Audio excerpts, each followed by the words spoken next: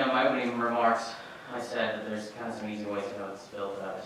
You can't be the aggressor. You have to be lawfully present, and you have to feel that you're your life. I mean, that's 3 easy things to remember. So if you check all those boxes, you have the right to stand your ground. I've also been in situations where I've been threatened. Actually, we're near Bob lives in Newark. I was up north often and had a man tell me that if I didn't turn around, he was going to shoot me right between the eyes. And I turned around and walked away. Now, granted, there are dangerous, violent, terrible people out there. I mean, this man was mad at me because I just happened to be a Republican. He hated the fact that my dad went over to China, worked for Raymond Children's Hospital, was odd enough to do that information. And so, yeah, there's definitely terrible, scary situations. I wish the law would have been on my side, that had he pressed that situation and been the aggressor in that situation further, that I would have had a right to defend myself. Thank goodness it didn't escalate to that point. So that's just kind of the way sometimes it is out in little Arkansas. That situation you tell about you in downtown, I'm sorry to hear that, but I don't know why that person was harassing you or things like that, but my hope is that with this law, you'd be able to defend yourself. And then when the police show up, they're not taking you into custody because the law's on your side and gave you the ability to defend yourself. Is there anything you want to add? No, I think that's an illustration in this. We're empowering the citizen, empowering the victim. Praise God that it didn't escalate any further than what it did, and that you're able to sit here and tell the story. But what you hate to do is be like that harmless boy down that ended up going to prison, and her argument is that he was just trying to defend himself. And in that situation, you would have been the one that would benefit most by standing your ground if it was in place if that had escalated, because you would have been the initial risk. Follow-up, Madam Chair. You're recognized for a follow-up. Well, first, I wasn't downtown. I was actually in Stiff Station, a predominantly white neighborhood.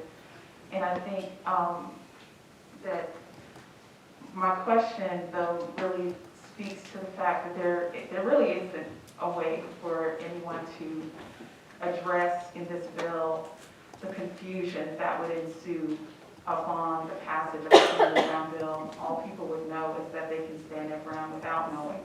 And I think that would be detrimental to someone carrying a weapon thinking that they could defend themselves and end up in prison, or for someone who could be killed and no one could be there to really flesh out what the details were. But my follow-up question centers around the impact that this could have on domestic violence victims. And we know that women in prison, the majority of the crimes committed by women that lead to prison are either financial crimes or crimes in which they have murdered or tried to murder their partners. And in many instances, those have been related to domestic violence. And I point to a couple of states in which Stand Your Ground has been passed and challenged because they don't include domestic violence victims to allow them to stand their ground. I don't see that protection in your bill, and I'm wondering if that's something that you would be willing to add, and if not, why not? Well, first off, the earlier comments you made about this making it more confusing, I actually believe the opposite. I think this makes our defense laws easier to understand. We know when we can stand your ground, we know when we can't. I think one of the reasons why that I was called about this by constituents and why I felt this was necessary is because right now we have a confusing situation. Do we have a duty to retreat? Can we defend ourselves? What's right and what's wrong? So that, just to that comment you made at the beginning. Second, about the domestic violence, it's interesting you bring that up because most of the time domestic violence events happen within the home, correct? And so right now we have a castle doctrine which covers that. So the reason why we didn't think to do that would be if there was some sort of situation, let's say a husband was beating his wife in the middle of Main Street down in Little Rock, yes, I mean, she would have the right to defend herself. She's not the aggressor.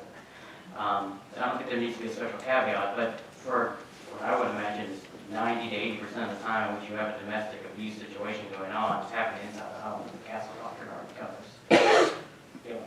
And I would just add to that, you know, exactly what it's still like, she's still a person and has all the rights of standing around and no duty to retreat. However, I'll point out on page 2, line 28, that we do specifically include, now it's not in this bill, right, that we do specifically include in Arkansas law that you have that right to use lethal force to protect, for her to protect herself. And so essentially what we're doing now is saying that she has no duty to retreat, if she can treat complete safety. We're removing the duty to retreat altogether out of it in this situation. And I think that it's an example of the weaker person physically becomes a more powerful person because of her rights.